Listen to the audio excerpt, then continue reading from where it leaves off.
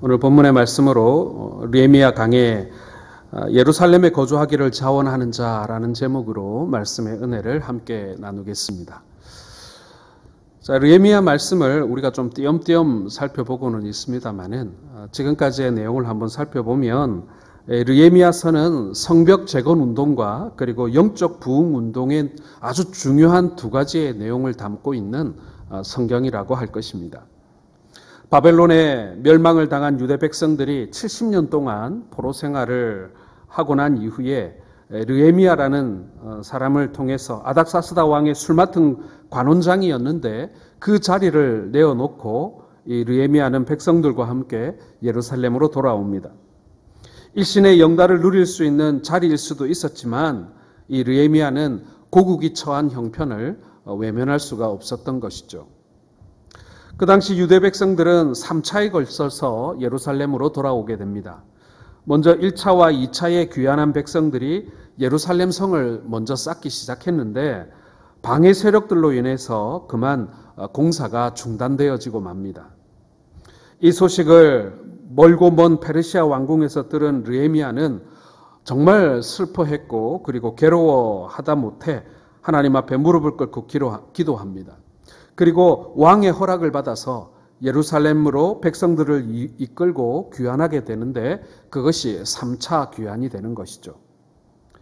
대통령 비서실장에 버금가는 지위에 있었던 이 느헤미야는 왕궁에서의 모든 기득권을 다 버리고 많은 어려움과 위험 속에서도 예루살렘 성벽을 다시 수축해야 되겠다라는 그 일념으로 예루살렘에 돌아와 공사를 재개하게 됩니다. 그런데 이 성벽 공사를 과거에 방해했던 그 세력들이 여전히 힘을 쓰고 있는 겁니다. 실제로 느헤미야 4장 7절과 8절을 보면 산발랏, 도비야, 그리고 아라비아 사람들, 그리고 암몬 사람들, 아스돗 사람들이 예루살렘 성벽 재건이 잘 진행되고 있다라는 소식을 듣고는 연합군을 형성해서 예루살렘 성을 공격하기로 함께 모의하기도 했습니다. 이러한 상황에 성벽을 쌓았기 때문에 백성들은 한 손으로는 일을 하지만 한 손에는 병기, 칼이나 창을 들어야만 했고 건축하는 자는 칼을 차고 나팔 부는 사람들은 항상 그 옆에서 이렇게 감시를 하면서 혹시나 적이 쳐들어오지 않는지 사방을 감시하면서 성벽을 쌓아야만 했습니다. 그렇게 52일 만에 기적적으로 예루살렘 성벽 공사를 완공하게 됩니다. 중장비도 없던 시절에 예루살렘 성벽을 이렇게 빠른 시간 내에 쌓았다라는 것은 정말 기적적인 일이 아닐 수가 없습니다. 성벽을 다 쌓은 후에 수문학 광장에 모여서 에스라가 들려주는 하나님의 말씀을 백성들이 듣고는 어찌할꼬 하며 회개하는 영적 부흥 운동이 일어나게 됩니다. 이 회개 운동은 이스라엘 백성들을 변화시켰고 그리고 잃어버렸던 예배가 회복되는 그러한 계기가 되게 됩니다.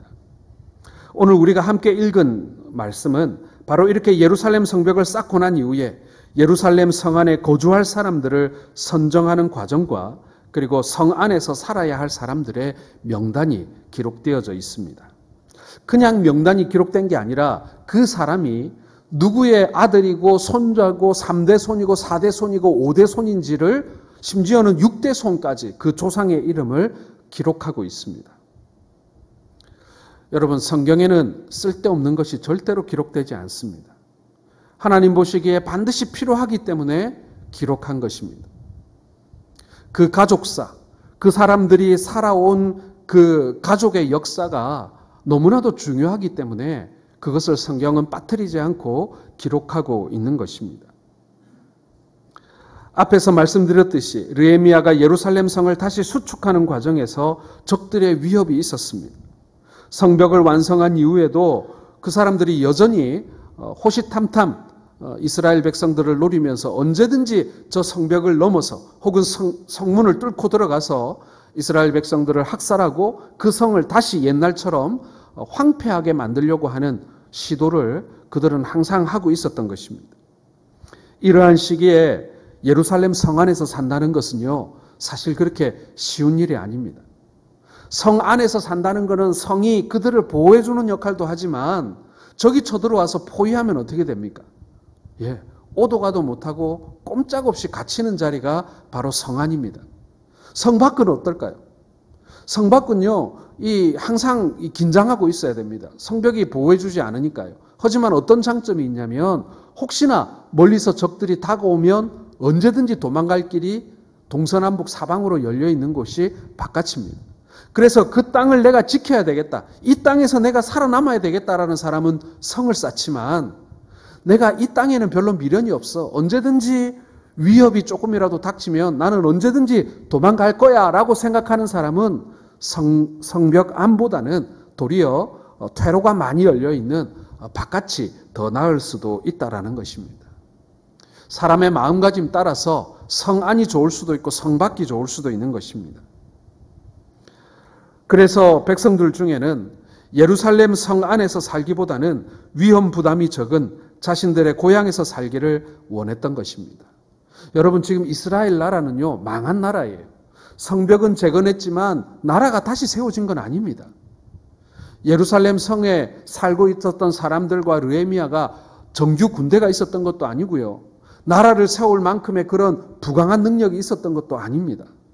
언제든지 그 예루살렘 성을 쌓은 사람들이 역적으로 몰릴 수도 있는 것이고요.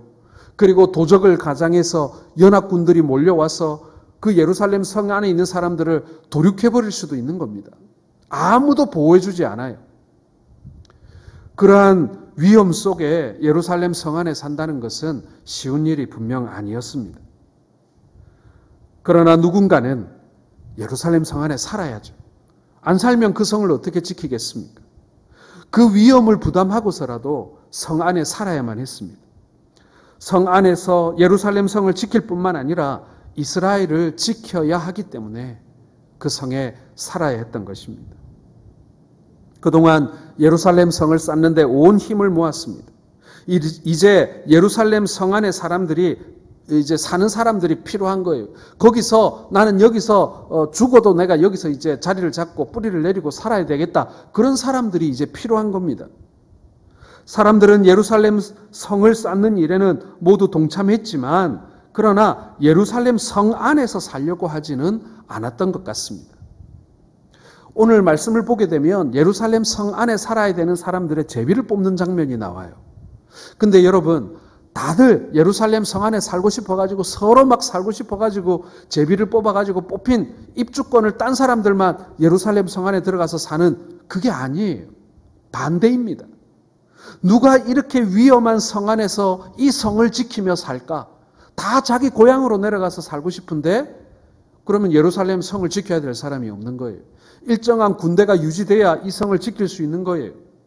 그러다 보니 제비를 뽑아서 예루살렘에 남을 사람들을 고르고 있는 것입니다. 여러분, 교회가 그렇습니다. 교회를 세우는 일에는 많은 사람들이 참여하지만 교회 안에 살려고 하지는 않습니다. 그 사람들은 교회의 발을 깊숙이 들여놓기보다는 한 발은 교회에 다른 한 발은 세상에 놓는 사람들이 많이 있습니다. 그러나 우리가 분명히 알아야 하는 것은 페르시아의 왕궁에서 느헤미야로 사는 것보다 예루살렘 성을 쌓고 예루살렘 성 안에 사는 느헤미야가 더 복되다라는 사실인 것입니다. 전에 있던 교회 혹은 그 전에 있던 교회에서 교회를 개척한 적이 여러 번 있었습니다. 그런데 여러분, 개척교회 멤버로 가는 것을 사람들이 그렇게 좋아하지 않습니다. 아니, 얼마나 힘든 일입니까? 그렇죠? 그냥 본교회에 가만히 있으면은 편안한 환경 속에서 익숙한 사람들과 재밌게 신앙생활하며 잘 지낼 텐데 승패가 불확실한 그 작은 교회, 그리고 많이 헌신해야 되잖아요. 일도 많이 해야 되고 이 개척교회로 이렇게 떠난다는 것은 절대로 쉬운 일이 아닙니다. 그러다 보니까 교회에서 어떤 걸 했냐면 개척교회를 하면서 그냥 그쪽 교회 가서 그냥 아예 그 교회에서 살아라, 이게 아니라 가서 1년만 있다가 돌아올 사람, 2년만 섬겨주고 돌아올 사람, 3년을 섬기고 돌아올 사람, 이렇게 신청을 받는 거예요. 물론 개척교회 입장에서 보자면 그렇게라도 와서 교회를 섬겨주고 자리를 채워주고 전도를 해주고 하는 사람이 있으면 좋습니다. 없는 것보다는 낫겠죠. 그러나 안타까운 마음이 늘 들었던 것은 뭐냐면은 내가 이 개척교회에 가서 내가 뼈를 묻고 이 교회를 내가 지켜보겠다라고 하는 사람이 그렇게 많지 않더라는 것입니다. 우리가 분명히 알아야 할 것은 오늘 하나님의 교회는 왕궁의 술 맡은 관원장이 필요한 것이 아니라 하나님의 성전을 수축하는데 믿음으로 뛰어드는 르헤미야와 같은 사람이 필요하다는 것이고요. 예루살렘 성 안에서 뿌리를 내리고 살 사람이 필요하다라는 것입니다. 하나님은 그러한 사람을 찾고 계시는 줄 믿으시길 바랍니다. 오늘 말씀을 듣는 저와 여러분들 중에 르헤미야와 같이 하나님의 성을 쌓는데 헌신하는 사람들이 많아져야 합니다. 그리고 더불어서 예루살렘 성 안에 사는 사람들이 많이 있어야 합니다. 우리 성동교회를 세우고 성동교회에 건축을 하고 또 여기서 열심히 일하는 사람도 많이 필요합니다만은 이 교회에서 끝까지 이 자리를 지키며 하나님을 섬길 사람들도 필요하다라는 이야기인 것입니다. 그런 사람들이 많이 있어야 교회가 교회다워지는 것입니다.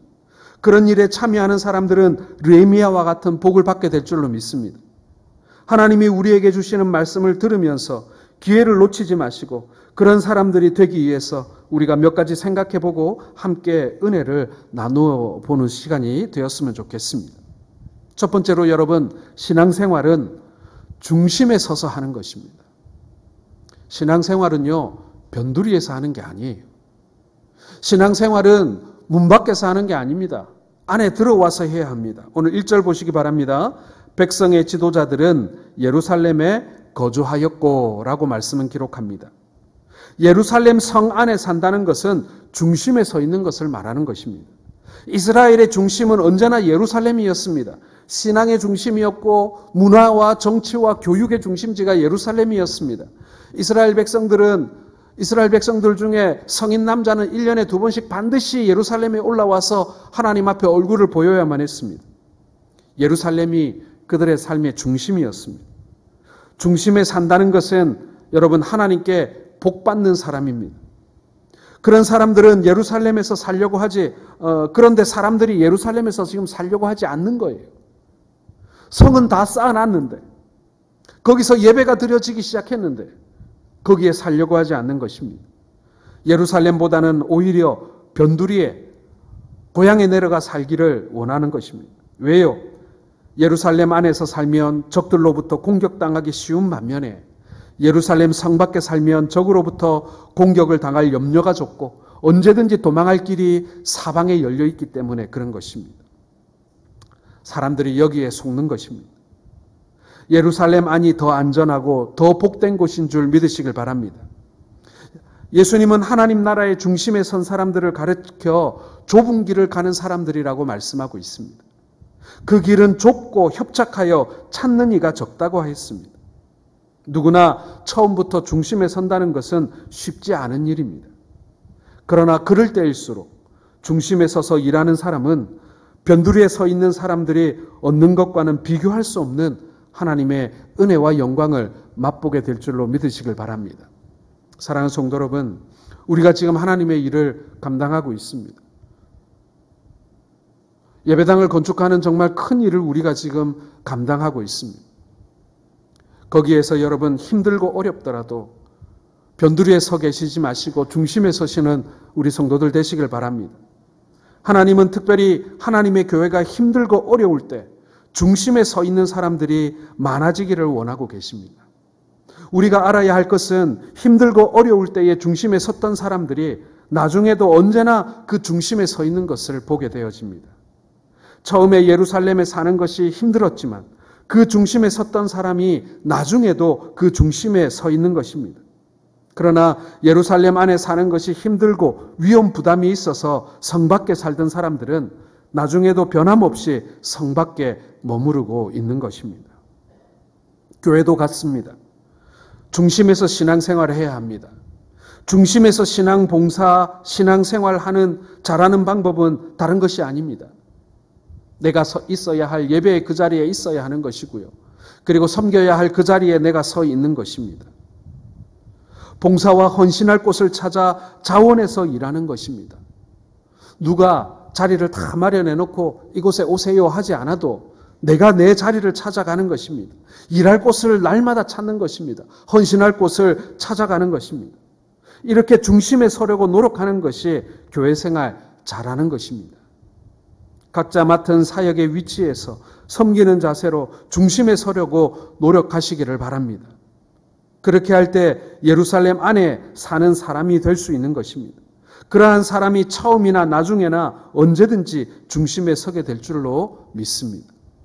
사랑하는 성도 여러분, 예루살렘 성 안에 머무시기 바랍니다. 하나님의 교회, 하나님의 사역 가운데 머무시길 바랍니다. 편한 길을 찾지 마시고요. 안전한 길을 찾지 마시기 바랍니다.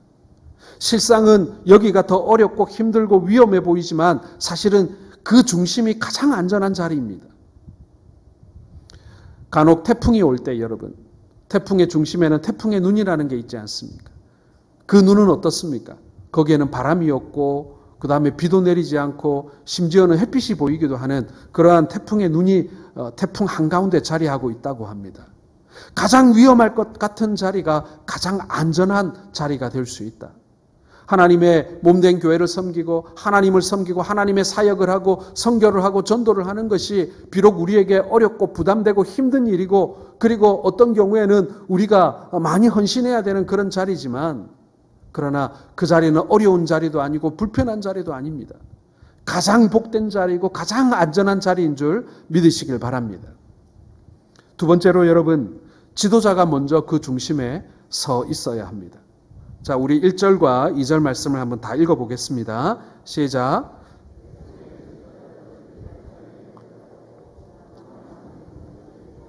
(10분의 1은) 거룩한 성 예루살렘에서 거주하게 하고 그 10분의 9는 다른 거주하게 하였으며 예루살렘에 거주하기를 자원하는 모든 자를 위하여 백성들이 복을 빌었느니라. 자, 예루살렘 성 안에서 생활할 사람들을 선정했습니다. 그 첫째 부류는요, 백성들의 지도자들이었어요. 둘째 부류는 백성들 중에서 제비 뽑힌 사람들이었고, 셋째 부류는 자원하는 사람들이었습니다. 포로에서 돌아온 백성들 중에 어느 정도의 숫자는 예루살렘에서 살아야 하는데 힘들고 위험하니까 고향에서 살기를 원했던 겁니다. 그런데 그런 가운데 예루살렘에 살기로 처음 결정한 사람들, 자원했던 사람들이 있는데 바로 백성들의 지도자들이었다는 것입니다. 지도자들이 가장 먼저 예루살렘 안에서 살기를 결정했다는 것입니다. 교회도 마찬가지지요. 교회가 얼마나 좋은 교회인가 아닌가 하는 것은 다른 것이 아니라 지도자들에 달려 있습니다. 솔선수범하는 지도자가 많은 교회가 좋은 교회 아니겠습니까? 한 사람에게만 책임을 모두 지우거나 서로 책임을 회피하려고 하는 곳은 그거는 희망이 없습니다. 내가 주인이 되어서 책임을 지고 중심에서 일하고자 하는 그런 교회가, 그런 사람들이 많은 교회가 좋은 교회인 것입니다. 교회가 목사 한 사람이나 혹은 중직자 한 사람으로 다 되는 것이 아닙니다. 모두가 주인의식을 가지고 일해야 합니다. 자기 집 물건은 아끼면서 교회 물건을 아끼지 않는 사람은 교회의 주인이 될 수가 없겠죠. 자기 집은 깨끗이 청소하면서 교회는 나 몰라라 하는 것 역시도 주인의식이 없는 것입니다. 어떤 교회는 집에서 쓰고 남은 물건들로 교회를 채우는 교회들이 있습니다. 교회는 절대로 재활용센터가 아닙니다. 그건 역시도 잘못된 것입니다. 자신의 집은 새 물건으로 채우고 교회는 집에서 쓰던 물건 갖다 놓는 그런 교회로 만들어버려서는 안 된다라는 것입니다. 교회는 제일 먼저 하는 것이 좋습니다. 두 번째, 세 번째 하는 것도 좋지만 할 수만 있다면 하나님을 섬기고 교회를 봉사하는 일을 가장 먼저 하시기를 바랍니다. 제가 어렸을 때 집안의 큰 일은 모두 아버지의 몫이었습니다.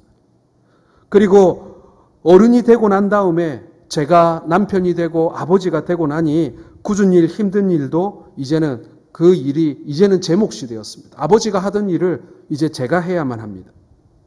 가정을 위해서, 자식들을 위해서 하는 힘든 일, 그 힘든 일은 힘든 일이 아닌 것입니다. 그것이 바로 지도자의 마음이고 직분자의 마음입니다. 과거에 우리의 믿음의 선배들이 감당해야 했던 그 무거운 짐을 이제는 우리가 져야 하는 것입니다. 그런데 그 우리가 지는 그것이 우리의 형제들을, 우리의 자녀들을, 그리고 우리의 가족들을 위해 지는 짐이라고 생각한다면 그것은 이제 어려운 일이 아닌 것입니다. 그게 여러분 하나님께서 세우신 지도자들의 마음인 것입니다. 좋은 교회는 서로 먼저 하겠다고 나서는 교인이 있는 교회가 좋은 교회입니다. 서로가 눈치 보다가 없으면 그냥 나중에 누구도 하지 않는, 그거는 아니면 어떤 사람이 그냥 하는 수 없이 감당하는 그런 교회는 지도자들도 힘들고 성도들도 힘들고, 그리고 그것을 지켜보는 하나님도 힘드신 겁니다. 좋은 교회는 작은 일이든 큰 일이든 믿음으로 서로가 먼저 하겠다고 나서는 사람들이 하나님 앞으로 많이 나오는 그런 교회가 되는 교회이고 복받는 교회이고 복받는 성도들임을 믿으시길 바랍니다. 그런 사람들이 예루살렘에 사는 사람들입니다. 저와 여러분 모두는 예루살렘 성 안에서 교회 중심에 서서 먼저 하겠다고 나서는 그런 지도자들과 같은 사람들이 될 수 있기를 주님의 이름으로 축원합니다. 마지막 세 번째로 여러분, 예루살렘에 살면 이름에 복이 있는 줄로 믿으시길 바랍니다. 자, 3절 말씀 같이 읽겠습니다. 이스라엘과 제사장들과 레위 사람들과 느미님 사람들과 솔로몬의 신하들의 자손은 유다 여러 성읍에서 각각 자기 성읍 자기 기업에 거주하였느니라. 예루살렘에 거주한 그 지방의 지도자들은 이러하니. 자, 3절 이하부터는요, 여러 사람들의 이름이 쭉 나오기 시작합니다. 예루살렘에 살기로 결정한 사람들의 이름인데, 유다 자손과 베냐민 자손을 주축으로 해서 제사장 계열과 족장들, 그리고 레위인들의 이름이 많이 기록되어져 있습니다. 그들의 이름이 조상들까지 낱낱이 기록되어져 있습니다. 여러분, 우리가 느헤미야서 전체를 읽다 보면 알 수 있듯이 유독 사람들의 이름이 아주 많이 나옵니다. 여러분, 느헤미야의 시대는요, 위기의 시대입니다. 느헤미야가 지금 성벽을 재건하고 영적 부흥을 경험하고 그 성을 지키는 과정은요, 이스라엘의 역사를 통틀어 볼 때 가장 취약하고 가장 위험하고 가장 약했던 때입니다. 그때 예루살렘 성을 지키고 믿음을 지키고 그 땅을 지켰던 사람들의 이름을 하나님께서는 성경에 빠짐없이 기록해 놓고 계시더라는 것입니다. 잘 나갈 때, 성공적일 때, 힘이 있을 때, 그때 사람들의 이름이 아니라 가장 어렵고 힘들 때 그 자리를 지키고 헌신했던 사람들의 이름을 하나님께서는 귀하게 여기셨다는 겁니다. 느헤미야 3장을 보면 성벽을 재건할 때 건축한 사람들의 이름이 나옵니다. 어느 문은 누가 건축했고, 옛문은 누가 중수하고, 골짜기 문은 누가 세웠고, 샘문은 누가 중수하고, 이런 식으로 성벽을 건축한 사람들의 이름이 낱낱이 기록되어져 있습니다. 뿐만 아니라 느헤미야 10장에 보면 성벽 공사를 끝내고 백성들이 한자리에 모여서 회개와 금식을 하고 하나님께 죄를 뉘우치면서 이제 바로 살겠습니다, 그렇게 헌신합니다. 이제 순종하면서 살겠습니다라고 기도합니다. 그런 후에 하나님 앞에 언약을 세우고 도장을 찍죠. 그리고 그 도장 찍은 사람들의 이름이 낱낱이 기록되어져 있는 것입니다. 그리고 느헤미야 7장을 보면 바벨론으로 포로로 잡혀갔다가 예루살렘으로 돌아온 사람들의 명단이 또 나옵니다. 모두 49,942명이 귀환하게 되는데요, 1, 2차 귀환 때의 숫자를 더하면 이보다 훨씬 더 많습니다. 이렇게 많은 사람들 가운데 예루살렘 성 안에 살기를 결정한 사람들의 숫자가 그렇게 많지 않았다는 겁니다. 힘들고 위험한 그 자리를 지키지 않으려 했다는 것이죠. 성경은 이처럼 포로에서 돌아온 많은 사람들 중에 예루살렘에 사는 사람들의 이름을 낱낱이 기록하고 있었던 것입니다. 5만 명, 아니 10만 명에 가까운 그 사람들의 이름을 다 기록하지 않았어요. 예루살렘 성에 남았던 사람들의 이름을 기록한 것입니다. 그렇다면 하나님은 왜 그 사람들의 이름을 기록했겠습니까?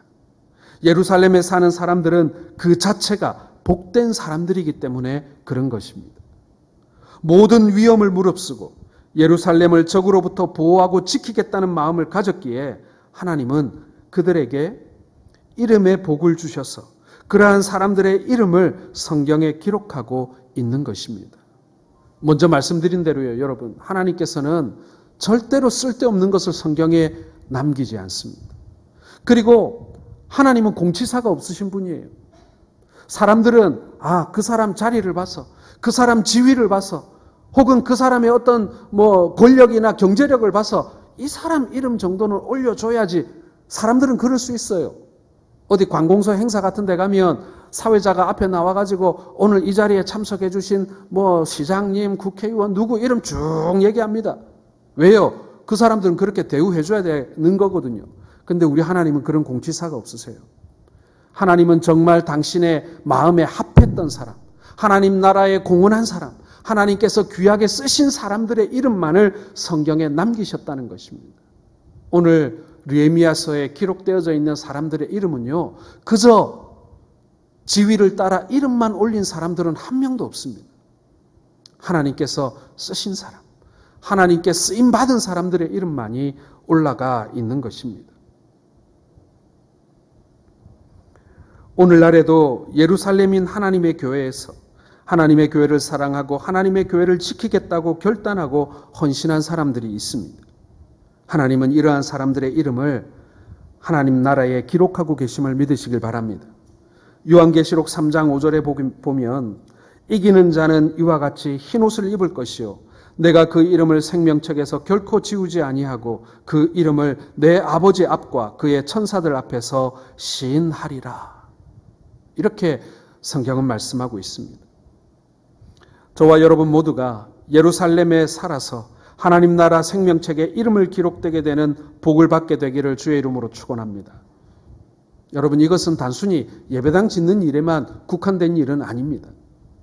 우리가 하나님을 위해서, 하나님 나라를 위해서, 하나님께서 우리에게 주신 그 사명을 위해서 우리가 뭔가를 할 수 있다면, 그리고 우리가 그러한 기회를 잡았다면, 여러분, 우리가 그것을 감사함으로, 기쁨으로 여기며 우리의 이름의 복을 하나님께서 주심을, 우리의 이름이 기록되는 복을 하나님께서 주심을 여러분 기대하시는 우리 성도들 되시기를 바랍니다.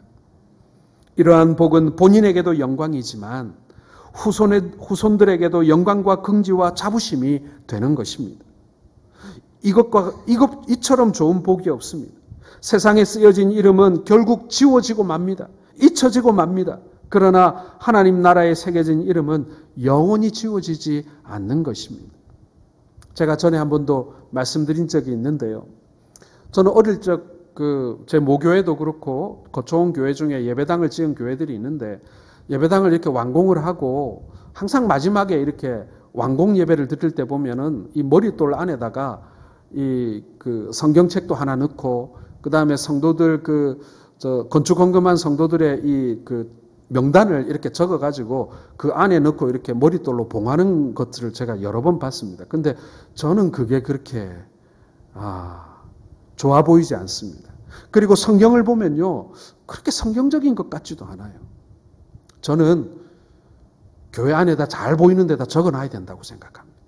그래서 후손들이 그것을 보면서 우리 할아버지가, 우리 할머니가, 우리 아버지가 이렇게 하나님의 몸된 교회를 위하여 헌신했다라는 것이 거기 기록되어 있고 그걸 내 눈으로 확인할 수 있어야 한다고 생각을 합니다. 그게 인본주의는 아니에요. 신앙이 그렇게 계승되고 신앙의 정신이 그렇게 후손들에게 계승되어야 하는 것입니다. 제가 유명한 교회들을 방문할 기회가 과거에 있었습니다.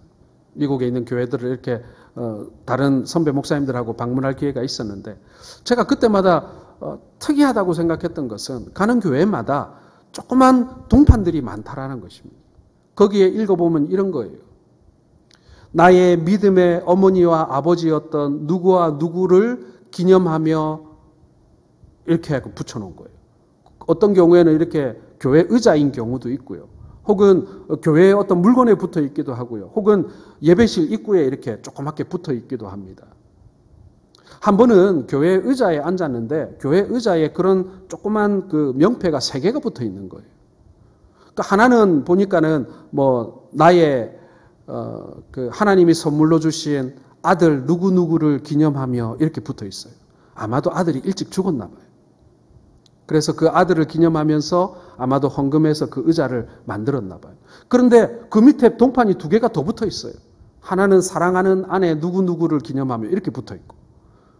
왜 이렇게 여러 개 붙어 있냐고 물어보니까 처음에 제일 위에 있는 사람이 헌금해서 이 의자를 이렇게 했는데 오래 쓰면 의자 망가지잖아요. 바꿔야 되잖아요. 그러면 바꿀 때 그 새롭게 바꾼 의자를 또 헌물한 사람의 이름이 붙어 있고 과거에 한 사람 이름도 같이 붙여 놓은 거예요. 그게 3번, 4번이 되면 이렇게 동판이 3개가 되고 4개가 되더라고요. 근데 그걸 보면서 야, 뭐 하나님 앞에 드렸으면 됐지. 뭐 이렇게 적어 가지고 이름을 내나? 이런 생각이 안 들더라고요. 그걸 보면서 아, 믿음의 사람들이 이렇게 헌신했구나. 믿음의 사람들이 이렇게 후손들에게 교훈하고 있구나. 도리어 감동이 되고 기쁨이 되더라고요. 사랑하는 성도 여러분, 호랑이는 죽어서 가족을 남기고 사람은 죽어서 이름을 남긴다는 그런 말이 있습니다. 예루살렘에서 사는 사람이 되어 하나님께서는 그 이름에 복을 주시는 은혜를 오늘 이스라엘 백성들에게 베풀고 계십니다. 사람들이 보기에는 위험하고 무모하고 그리고 일도 하면서 성도 지켜야 하는 어떻게 보면 힘들고 고단한 그 자리를 왜 저 사람들이 사서 들어갈까라는 그런 걱정을 하지만 그러나 하나님께서는 그 이름들이 복되다라고 말씀하고 있어요. 그 후손들과 그 가문이 복되다라고 말씀하고 있는 것입니다.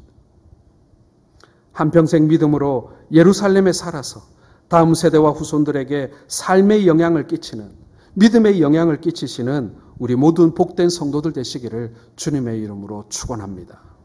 오늘 예루살렘 성벽이 만들어지고 이스라엘 백성들이 다시 나라는 잃었지만 그 자리에 다시 터전을 일구고 살아가야 하는 이 어렵고 힘든 순간에 하나님께서는 이스라엘 백성들에게 이렇게 복을 주시고 믿음을 계승해 주시고 그리고 그 이스라엘이 이어지도록 하고 계신다.